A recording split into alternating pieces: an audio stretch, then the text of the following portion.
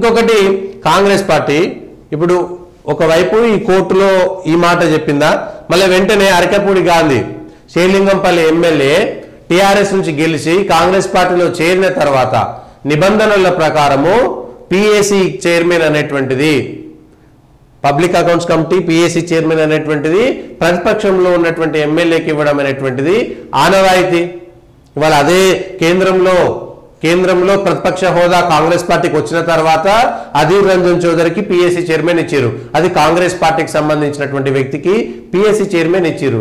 మళ్ళీ ఇవాళ ప్లస్ ప్రతిపక్ష పార్టీ నుంచి ఎవరు సలహాలు తీసుకున్నారు, ప్రతిపక్ష పార్టీ నుంచి ఏ సూచన వచ్చింది స్పీకర్కి?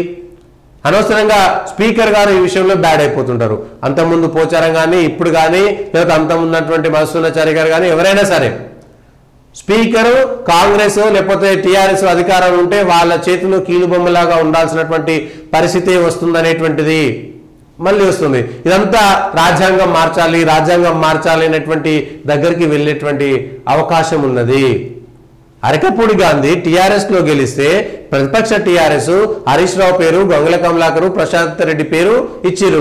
ఒకవేళ మీకు హరీష్ రావుకు పిఎస్సి చైర్మన్ హోదా ఇవ్వడం ఇష్టం లేకపోతే గంగుల కమలాకర్కి ఇచ్చేది ఉండే మెంబర్లుగా వాళ్ళని ఇచ్చారు కాబట్టి మా ఇష్టం, మీరు 3 పేర్లు ప్రకటించారు, మేము ఒక బీసీకి ఇవ్వాలనుకున్నాం కాబట్టి ఇస్తామనేటువంటి మాట చెప్పొచ్చు, వాళ్ళకి ఇవ్వచ్చు. ఇవాళ అరకపూడి గాంధీకి ఎందుకు ఇచ్చారు అంటే మేము ప్రతిపక్ష పార్టీకి సంబంధించినటువంటి టీఆర్ఎస్ లో గెలిచినటువంటి వ్యక్తికి ఇచ్చామనేటువంటి మాట చెప్పుకుంటారా ఇవాళ? అయితే అరకపూడి గాంధీని కాంగ్రెస్ నుంచి మళ్ళీ బీఆర్ఎస్ లోకి పంపించినట్ట కాంగ్రెస్ పార్టీ? కాంగ్రెస్ మోసం చేసుకుంటుంది, కాంగ్రెస్ ని మోసం చేసుకుంటున్నది, వాళ్ళ కార్యకర్తల్ని మోసం చేసుకుంటుంది. మీరు ఇందులో నుంచి అందులో తీసుకొని పిఎస్సి చైర్మన్ చేయడం అంటే ఇవాళ ఆయన కాంగ్రెస్ లో ఉన్నాడా, బీఆర్ఎస్ లో ఉన్నాడా? కాంగ్రెస్ పార్టీకి ఎవరు సలహాలు ఇస్తున్నారు ఈ విషయంలో? కేంద్రంలోనేమో రాహుల్ గాంధీ ప్రభుత్వం నుంచి మేము ప్రభుత్వంలోకి వస్తే వెంటనే ఈ ఫిరాయింపుదారులకు పార్టీ మారిన వెంటనే పోతేనే ఒక మాట చెప్తారు, ఇక్కడికి వచ్చి ఒక మాట చెప్తారు.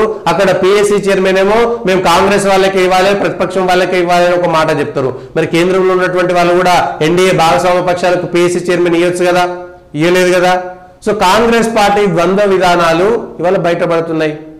కాంగ్రెస్ పార్టీ నాయకులకి సలహాలు ఇచ్చేటువంటి వాళ్ళు చెప్పాలి, ముఖ్యమంత్రి గారికి సలహాలు ఇచ్చేటువంటి వాళ్ళు చెప్పుకోవాలి.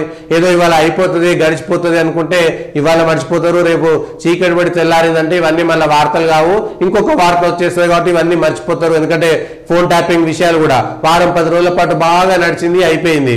ఆ తర్వాత ఈ కాళేశ్వరం ఉంది, ఆ తర్వాత ఇంకేదో విద్యుత్ కొనుగోలు కేసు, ఇట్లా వారం ఒక వార్త వచ్చేస్తుంది, పక్కకు పోతుంది. వారం రోజుల పాటు హైడ్రా వచ్చింది, అది అయిపోయింది. వరద వచ్చింది, 2-3 రోజులు వార్తలన్నీ అటెళ్ళిపోయినాయి. ప్రజలు మర్చిపోతుంటారు.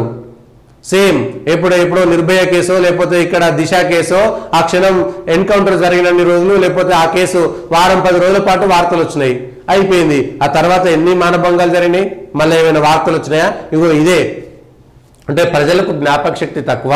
వార్తలు కూడా కొత్త బ్రేకింగ్ న్యూస్ వచ్చిందంటే పాత వార్తలన్నీ కూడా పాచి వార్తలుగా మారిపోతాయి కాబట్టి ప్రజలు కూడా మర్చిపోతారు.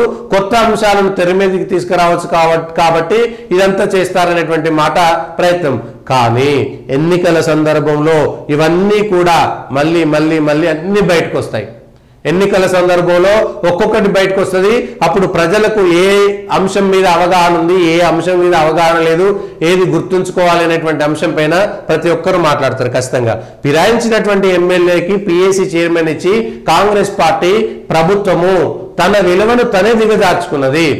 మీకు హరీష్ రావుకి ఇవ్వడం ఇష్టం లేదు పిఎస్సి చైర్మన్ గా, బీసీ గంగుల కమలాకర్కి ఇవ్వండి, లేకపోతే ప్రశాంత్ రెడ్డికి ఇచ్చేసి వాళ్ళ పార్టీలే వాళ్ళ కొట్లాటలు పెట్టుకోవచ్చు కదా.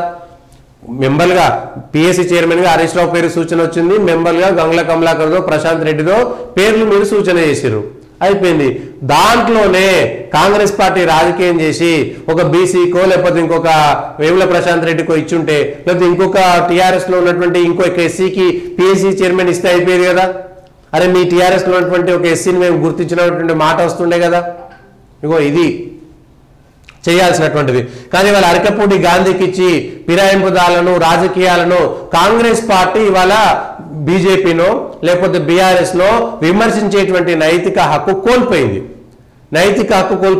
మీరు వాళ్ళు చేసినటువంటి తప్పులు చేయకుండా ఉంటే వాళ్ళని విమర్శించవచ్చు. కానీ మీరు అదే మాట చెప్పడంతో ఇదంతా జరిగింది.